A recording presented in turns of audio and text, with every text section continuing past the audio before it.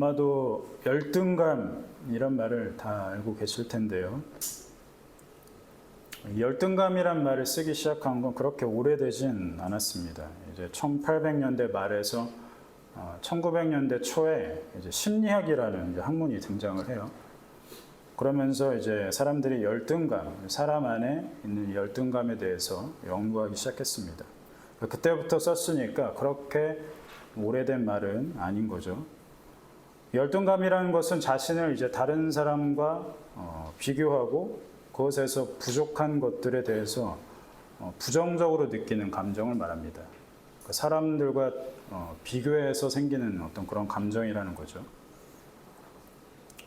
예를 들면 선천적인 질병으로 인해서 한쪽 팔이 없는 사람이 있다고 치죠. 그러면 이제 다른 사람들과 비교할 거 아니에요. 다른 사람들은 두 팔이 다 있으니까. 자, 거기서 열등감이 생기게 된다는 거죠. 그래서 아들러라는 고전 심리학자가 있습니다. 이 사람은 열등감을 느끼지 않는 사람은 아무도 없다라고까지 할 정도로 열등감이라는 것이 고전 심리학에서는 아주 중요한 그런 연구 대상이었습니다. 자, 그러면 성경 안에서도 뭔가 열등감이 나올까? 한번 찾아봤습니다. 물론 열등감이라는 표현은 직접적으로 등장하지 않아요. 그러나 그 상황을 어떻게 우리가 좀 추측을 해볼 수 있을 것 같아요. 그래서 기드온이라는 인물을 한번 가져와 봤습니다. 자, 이 기드온이 살던 시대는 사사 시대였어요. 사사 시대는 이제 왕정 시대가 이제 시작되기 전 시대였습니다. 이제 가나안 땅에 정착한 이스라엘은 주변 족속들, 주변의 민족들과 사이가 좋지 않았습니다. 모압, 암몬, 또 오늘 등장하는 미디안 이런 족속들과 사이가 좋지 않았어요. 그래서 6장 3절에 보면 이스라엘이 파종하면 누가 쳐들어옵니까? 미디안과 또 아말렉과 동방 사람들이 이스라엘을 쳐들어왔습니다. 그러니까 방해하고 살지 못하게 하는 거죠. 보니까 7년이나 미디안 족속에게 괴롭힘을 당했다라고 나오죠. 7년이면 굉장히 긴 시간이지 않습니까? 6.25 전쟁이 한 3년 일어났었나요? 그보다 2배가 넘는 그런 시간이죠. 7년이나 미디안 족속에 괴롭힘을 당했어요. 그러다 보니까 이스라엘 민족의 삶이 피폐해졌겠죠. 그래서 누굴 찾습니까? 하나님을 찾습니다. 자기들 힘으로는 미디안 족속을 막을 수가 없어서 찾는 거예요. 그러면 처음부터 찾지. 왜? 7년이나 괴롭힘을 당한 후에. 이건 좀 나중에 얘기를 하도록 하고요. 자, 7절에 나오는 것처럼 하나님께 도와달라고 이스라엘이 부르짖습니다. 그래서 사사시대에 어떤 이 구조가 있어요. 아주 단순한 구조입니다. 이스라엘 주변 족속이 이제 전쟁을 걸어와요. 오늘 본문에 나오는 미디안처럼 이스라엘을 괴롭힙니다. 자, 그러면은 그 괴롭힘에 못 이겨서 이스라엘이 하나님을 찾죠. 도와달라고 부르짖습니다. 자, 그러면 하나님께서는 사사를 세우셔서, 사사는 이제 지도자입니다. 사사를 세우셔가지고 이스라엘을 구원해 주시죠. 자, 그러면은 어느 정도 평화로운 시기가 유지가 됩니다. 그러나 금세 또 이스라엘은 해이해지죠. 그 감사를 여기지 않고 또 해이해집니다. 그러면 또 어떻게 돼요? 하나님께서 주변 족속을 사용하셔서 또 칩니다. 이런 반복되는 구조가 사사시대의 어떤 그런 구조라고 볼 수 있는 거죠. 자, 하나님께서는 이스라엘을 구원하시려고, 미디안에서 구원하시려고 사사 기드온을 부르십니다. 사사로 임명하려고 하는 거죠. 우리 11절, 오늘 본문에 11절 다시 한번 보겠습니다. 자, 함께 읽죠. 시작. 여호와의 사자가 아비에스의 사람 요아스에게 속한 모가에 이르러 상수리나무 아래 앉으니라. 마침 요아스의 아들 기드온이 미디안 사람에게 알리지 아니하려 하여 이를 포도주 중에서 사자하더니. 자, 하나님이 사자를 기드온에게 보내시죠. 사자는 다 아시죠? 보낸 사람. 어흥 사자가 아니라.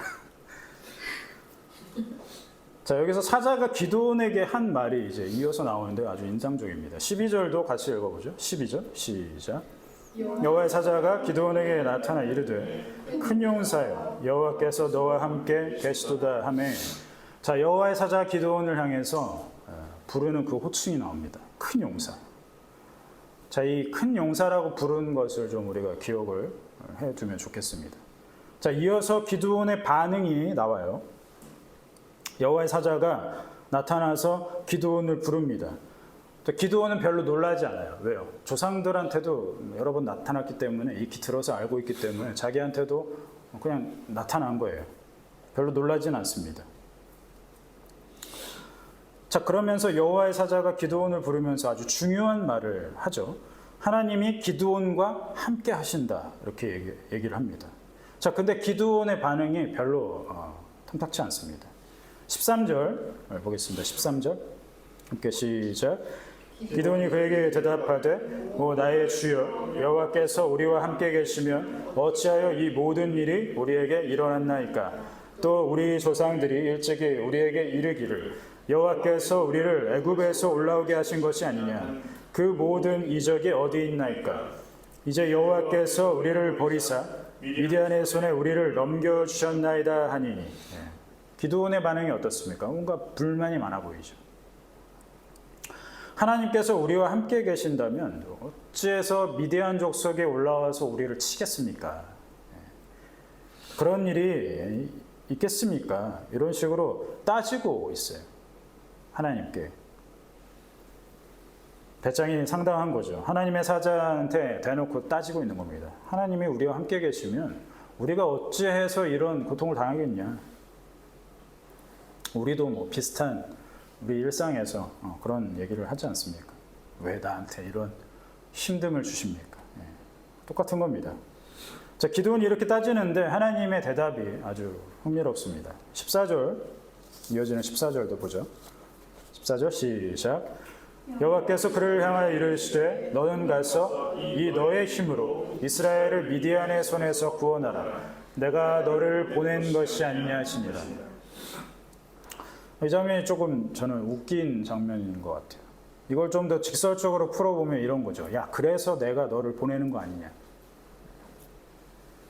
네가 좀 가서 이스라엘을 구원해라. 이런 얘기지 않습니까? 자, 하나님이 이렇게 반응을 했어요. 그러니까 기드온이 또 반응합니다. 기드온의 반응이 계속 만만치 않습니다. 15절도 볼게요. 시작. 그러나 기드온이 그에게 대답하되 오 주여 내가 무엇으로 이스라엘을 구원하리이까.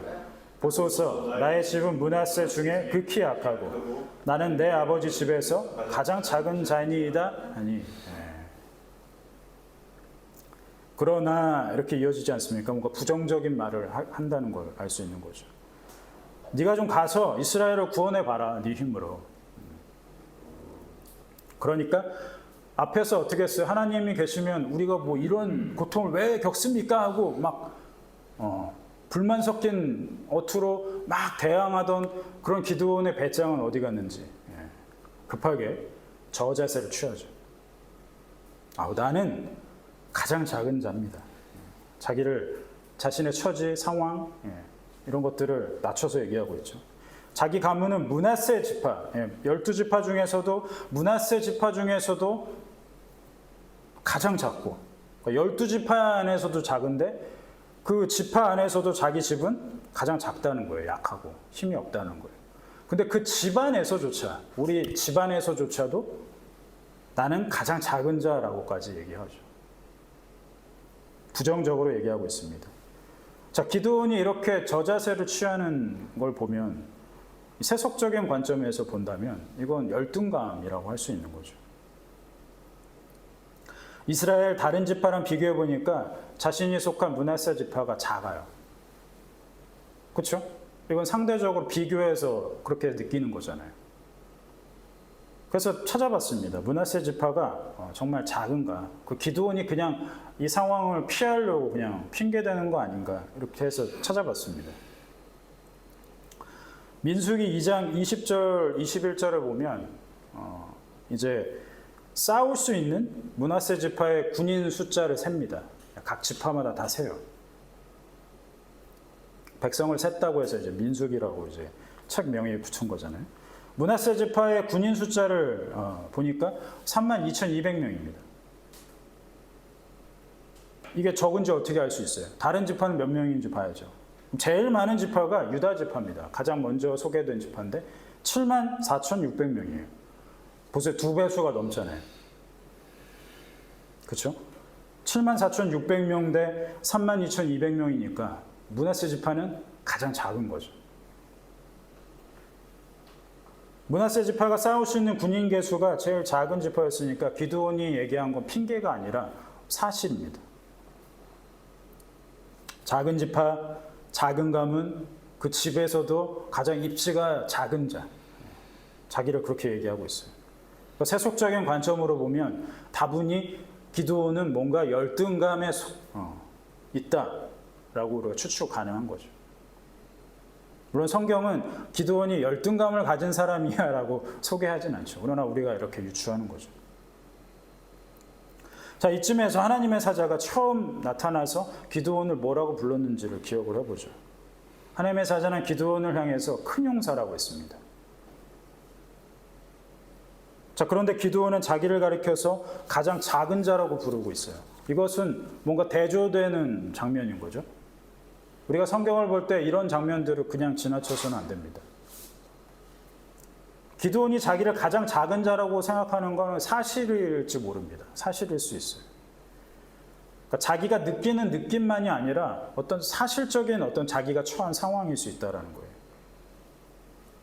그러면 하나님께서 기드온의 상황을 모르실 리가 없잖아요. 다 안단 말이죠. 기드온이 어떤 사람인지 안단 말이죠. 당연히 압니다. 자, 그런데 기드온을 향해서 큰 용사라고 부른단 말이에요. 그럼 이건 무슨 상황인가? 자, 그러면 하나님이 기드온을 좀 꼬드겨 보려고 야, 너는 큰 용사야. 이러면서 아첨하는 겁니까? 큰 용사라고 뭔가 기분을 좀 업시킨 다음에 호감을 사서 흔쾌히 하나님께서 하시는 요청을 들어줄 만한 그런 감정으로 만들려고 그렇게 했을까요? 하나님 그런 분이 아닌 것 같습니다. 자, 이건 이스라엘의 역사를 보면 알 수가 있어요. 어떻게 보면 하나의 어떤 공식 같은 거라고 할 수 있습니다. 하나님께서 모세에게 찾아오셨을 때를 한번 기억을 해보죠. 하나님께서 모세를 부르셨을 때 출애굽기 3장에서 모세에게 나타나셨을 때 그 바로 전장, 그 출애굽기 2장에 나오는 모세의 모습은 어땠을까요? 심하게 깔아서 말하자면 모세는 미디안 불황자였습니다. 미디안 광야에서 떠도는 사람. 한때는 이집트의 왕자였어요. 그러나 살인하고 도망했죠. 그래서 도망자 신세가 됩니다. 그래서 미디안 광야까지 막 자기가 나그네 생활을 하잖아요. 그러다가 이드로라는 이방인 제사장한테 거두어져서 사위가 됩니다.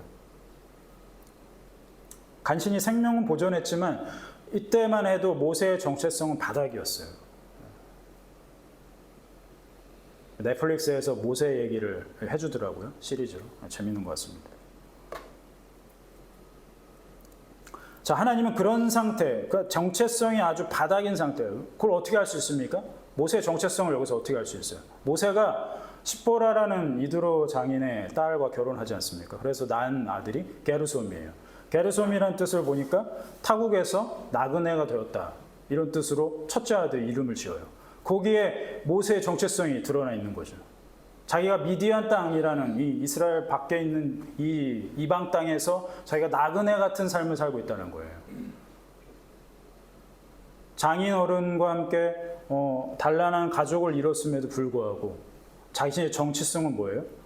여전히 이방인 같다라는 거죠. 자, 하나님께서는 그런 상태의 모세한테 나타나신 겁니다. 자기가 누군지도 모르는 정체성의 자존감은 바닥인 상태의 모세에게 나타나신 거죠. 기드온과 닮아 있죠? 이런 상황. 그러면 여기서 우리는 한 가지 공식을 발견할 수 있는 거예요. 하나님은 쓰시고자 하는 사람의 어떠함과는 상관없이 부르신다는 겁니다. 모세가 뭐 어떤 훌륭한 상태였습니까? 기드온은 뭐 훌륭한 상태였어요? 아니라는 거죠. 이것은 성경 전체를 관통하는 공식이기도 합니다. 부르심과 구원은 하나로 볼 수 있습니다. 그래서 저는 이제 부르심과 구원을 혼용해서 쓰겠습니다. 자, 우리 구원에 대해서 얘기해 보죠. 하나님께서는 구원할 대상이 어떠하기 때문에 구원해 주시지 않습니다. 하나님은 이스라엘을 구원하고자 하나님 편에서 계획을 하시죠. 이스라엘이 구원할 만한 해서 구원하시는 게 아니라는 겁니다. 그러니까 이스라엘의 어떤 면을 하나님께서 만족하셨기 때문에 구원해 주시고자 했다는 게 아니죠. 모세를 세우시거나 사사들을 세우실 때도 마찬가지였다는 겁니다. 기도원도 마찬가지죠. 그들이 세워질 만한 어떤 면모를 갖추고 있기 때문에 세우시고 부르시는 게 아니라는 겁니다. 이런 공식은 하나님의 구원 역사에서 아주 중요합니다. 그래서 우리가 반드시 알아야 하는 거죠. 하나님 우리가 구원받을 만해서 구원하시는 것이 아니라는 걸 성경은 계속해서 얘기합니다. 그런데 한번 생각해 보죠. 세상의 일반적인 종교적 가치관에서는 어떻습니까? 사람 편에서 어떤 자격을 갖추려고 하잖아요.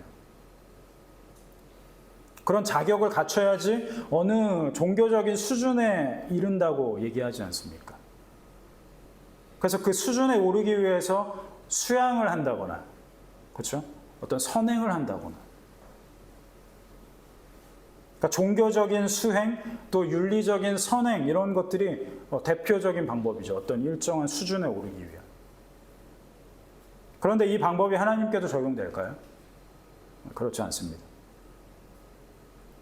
하나님은 사람 편에서 아무리 노력한들 그 노력으로 하나님께서 만족하시는 분이 아니십니다. 절대로 그래요.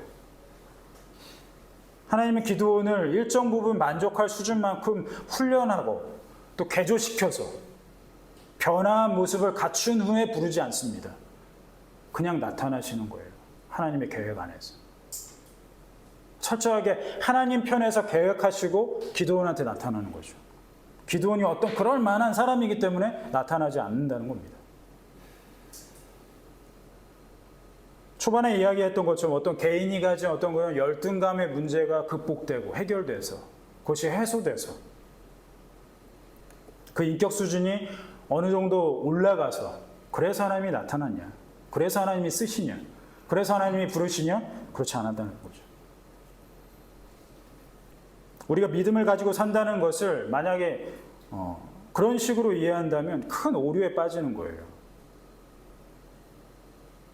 성도 중에 만약에 인격의 자아 실현 같은 거를 잠재적인 목표로 삼고 있습니까? 그럼 바리새인과 다를 것이 없는 거죠. 우리가 믿음을 갖고 산다는 것은 그런 것이 아닙니다.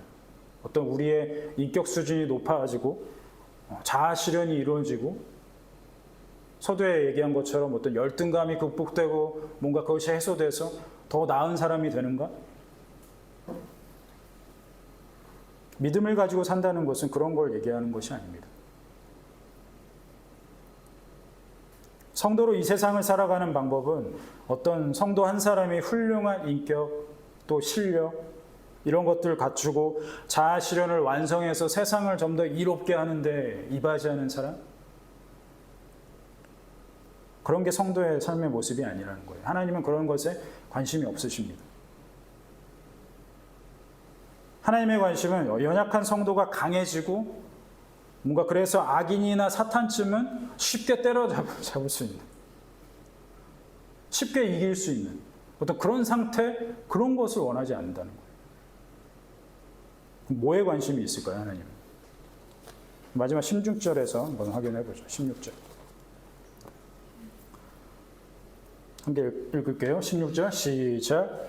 여호와께서 그에게 이르시되 내가 반드시 너와 함께하리니 네가 미련한 사람 치기를 다른 사람 치기를 하리라. 내가 반드시 너와 함께하리니, 함께 하겠다라고 말씀을 하고 계시죠. 이게 하나님의 관심입니다. 하나님 자신이 자기 백성과 함께 하는 것에 관심이 있으시다는 거예요. 기드온 이전에 여호수아한테도 그랬죠. 여호수아가 두려워하니까 저 큰 모세의 뒤를 이어서 자기가 지도자로서 이 이스라엘을 이끌어야 되는데 너무 두려운 거예요. 그러니까 뭐라고 하십니까? 함께 하시겠다고 하시죠. 모세한테도 그랬고 요셉한테도 그랬고 야곱한테도 그랬고 아브라함한테도 그렇지 않습니까?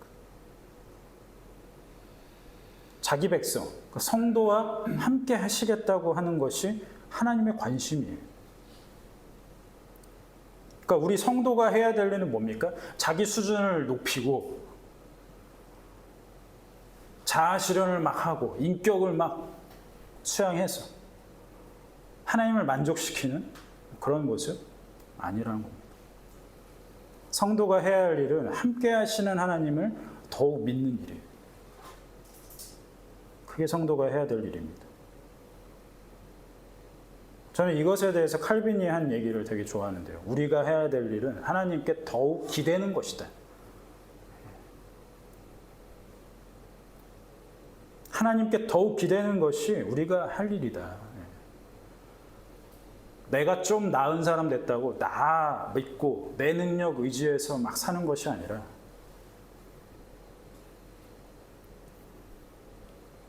하나님께 더 기대는 것이다. 모르겠어요. 이런 모습을 세상 사람들, 그러니까 믿지 않는 사람들이 볼 때 너무 무책임한 거 아니에요? 너무 연약해 보이지 않아? 뭔가 내가 더 나은 사람이 돼야지. 내가 뭔가 강한 존재가 돼야지. 내가 뭔가 좀 어제보다는 업그레이드 돼야지. 세상을 향해서 좀 더 당당하게 살 수 있지 않겠어? 지금 사는 사람들의 한결같은 시야는 그겁니다. 어제보다 나은 나. 그래서 세상을 좀 더 당당하게 사는 모습. 하나님의 관심은 그것에 있지 않다는 겁니다. 우리 말씀을 한 구절 찾아보죠. 우리 요한 1서 4장 10절입니다.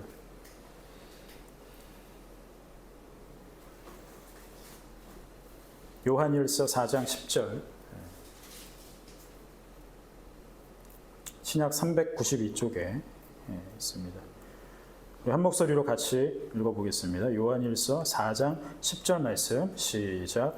사랑은 여기 있으니 우리가 하나님을 사랑한 것이 아니요 하나님이 우리를 사랑하사 우리 죄를 속하기 위하여 화목제물로 그 아들을 보내셨습니다. 아멘. 우리 한 번 더 읽을까요? 시작. 사랑은 여기 있으니 우리가 하나님을 사랑한 것이 아니요 하나님이 우리를 사랑하사 우리 죄를 속하기 위하여 화목제물로 그 아들을 보내셨습니다. 아멘. 그러니까 하나님께서 가장 작은 자 기도원을 찾아오신 것처럼 죄인인 우리를 먼저 사랑하시고 우리에게 찾아오셨다는 겁니다. 우리 편에서 뭔가 해서 만족할 만한 그런 면모를 갖췄기 때문에 하나님이 우리를 구원하시고자 한 것이 아니죠. 종교적인 수양이 차서 로마 가톨릭 교회에서 말하는 어떤 선행의 수준이 일정 수준에 다다라서 그런 것이 아니라는 겁니다. 구원할 만해져서 구원하시고자 하지 않았다는 겁니다. 이 말씀처럼. 우리가 먼저 하나님을 사랑하지도 않았어요. 그렇죠? 죄인이 뭘 하나님을 사랑합니까? 하나님께서 철저하게 하나님 편에서 하나님이 사랑하시는 거예요, 먼저. 그래서 우리 죄를 속하기 위해서 결정하셨습니다. 그래서 제물로서 그 아들 예수 그리스도를 보내셔가지고 죽이시죠. 왜요? 제물이니까. 피를 흘리십니다. 그래서 그 사실을 믿는 사람에게 하나님께서 구원을 약속하시는 겁니다. 구원은 내 힘으로 이룬 것이 하나도 없죠. 근데 구원받은 이후의 삶도 마찬가지입니다. 칼빈이 얘기했던 것처럼 더욱 하나님을 기대하면서 살아가는 거예요. 구원받은 이후에도. 구원받은 이후에는 내가 뭔가 슈퍼 존재가 됩니까? 그런 게 아니죠. 여전히 하나님의 함께 하심이 없으면 살지 못하는, 우리가 전주에 고백한 것처럼 주님은 내 호흡입니다라고 하는 게 뭡니까? 내가 지금 이 마시고 있는 공기가 이 안에 하나님이 함께 하시기 때문에 내가 이것을 마셔서 살 수 있는 것처럼 하나님과 함께해서 사는 거죠. 내가 어떤 존재가 됐기 때문에 이제는 뭐 하나님이 필요 없이 절대 그런 것이 아니죠. 우리와 함께 하시는 하나님을 더 믿는 것이 우리 성도가 해야 할 일인 것을 오늘도 깨닫고 또 믿음으로 고백하고 또 한 주간의 삶에서 일상에서 그것으로 승리를 쟁취하는, 내가 막 승리를 쟁취해서 가는 것이 아니라 하나님과 함께 함으로써 얻어지는 그 열매들, 그것이 승리죠. 그것을 또 기대하는 한 주 보내기를 바랍니다. 아멘. 우리 함께 말씀을 기억하면서 같이 기도했으면 좋겠습니다. 잠시 말씀을 기억하고 또 한 주간의 또 삶을 또 기대하면서 기도하겠습니다.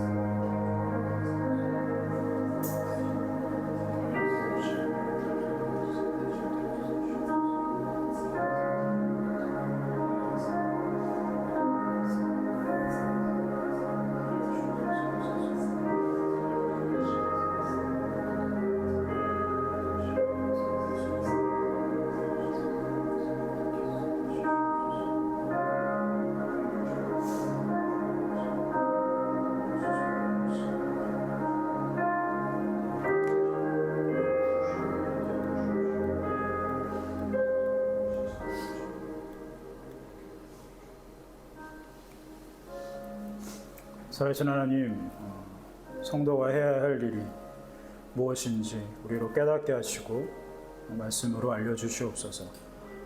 하나님이 함께 하시겠다고 우리 여러 믿음의 선조들에게 약속하신 것처럼 그 약속이 지금 오늘도 우리에게 있는데, 하나님이 함께 하셔야지만이 성도의 삶이 온전해질 수 있고 하나님과 함께 하시는 것을 더 믿고 그 하나님께 더 기대하는 것이 우리의 할 일인 것을 우리로 깨닫게 하시고, 어떤 내 안에서 있는 어떤 능력, 내 어떤 존재, 그것으로 만족하고 그것을 의지해서 살아가는 삶이 아니라 하나님과 함께하고 그 안에서 얻어지는 열매들, 성령님께서 거두시는 열매들을 우리가 맛보면서 살아갈 수 있는 삶에서 더욱더 하나님을 의지하고 더욱더 하나님께 기대는 그런 인생을 살아갈 수 있도록 인도하여 주시옵소서. 그 인생을 하나님께서 관심 두시고 그 인생을 받으신다는 것을 우리로 알게 하여 주시옵소서. 예수 그리스도의 은혜와 하나님 아버지의 사랑과 성령 하나님께서 함께 하시는 그 능력, 또 감화, 교통하심이 오늘 머리 숙여 하나님께 예배하는 무리와 또 주의 온 교회 위에 이제부터 영원까지 항상 함께 있을지어다. 아멘.